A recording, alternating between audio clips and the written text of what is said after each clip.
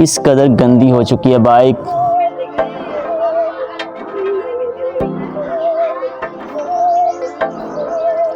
अस्सलाम वालेकुम व्यूअर्स, कैसे हैं? उम्मीद है कि आप सब लोग खैरियत से होंगे। तो व्यूअर्स, आज जो है हमने बाइक अपनी जो है उसकी सर्विस करनी थी।